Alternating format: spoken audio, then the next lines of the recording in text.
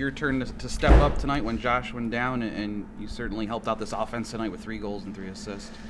Yeah, I mean, I think each night I'm expected to produce at least a few goals. So yeah. Just happy to contribute and do my job. And tough situation when Josh goes down because he's a great player. And we had a few guys step up. McCabe was great. Durson was great. And we had a few big goals down the stretch there from our righties. So yeah, hopefully I can just keep contributing on every night that we play.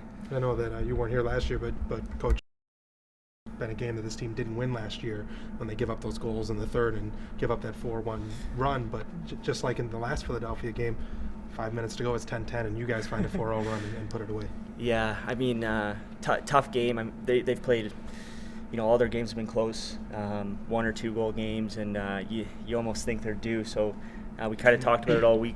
It's a bit of a trap game where if we take them too late, they haven't been playing too bad. So it's a chance that they could sneak one on us. But yeah, they didn't go away either, right? We were up 4-0, then 8-4, and they came out hot in the third, and we were kind of stagnant and slow, and we allowed them to kind of claw the way back. But we've got a good core group of veterans and guys that have kind of been around and won some championships in other leagues and in this league, and those are kind of the character games where when a team's stealing momentum like that, where you're able to bounce back and take it back, and that started with big goal from Evie, and then Fraser with a big goal, and that kind of turned the tide back our way. You mentioned Evie, and we've been around the game a long time and seen some crazy things, and that game-winning goal is a backhander from behind the net.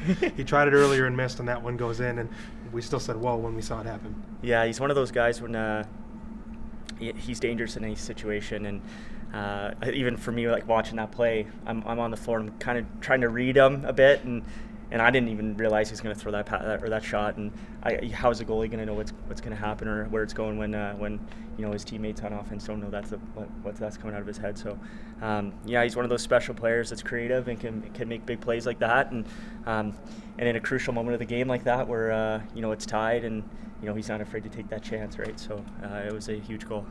You guys ended the homestand 3-1, so now you go on the road for 2 more next weekend. Just talk about what it's going to take to keep that momentum going, so to speak. I mean, obviously going on the road next week, doubleheader.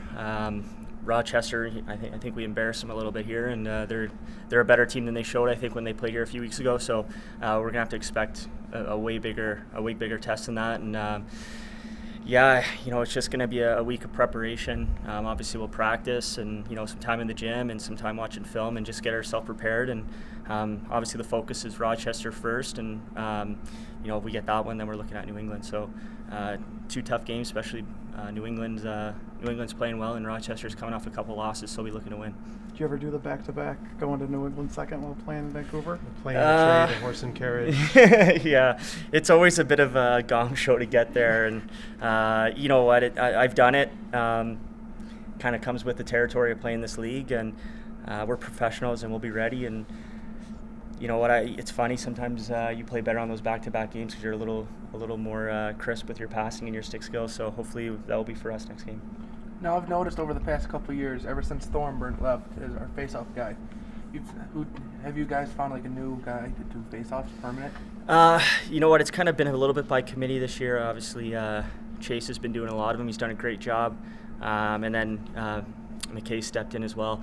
It's a tough situation to be in. You're playing a team like Philadelphia and Rochester last 2 weeks who have pretty much the 2 best guys in the league, and that's kind of their specialty is face-off. So. No offense to Batiste or Withers, but maybe our 2 guys that might not be as good at the faceoffs, but might be a little more well-rounded of a player.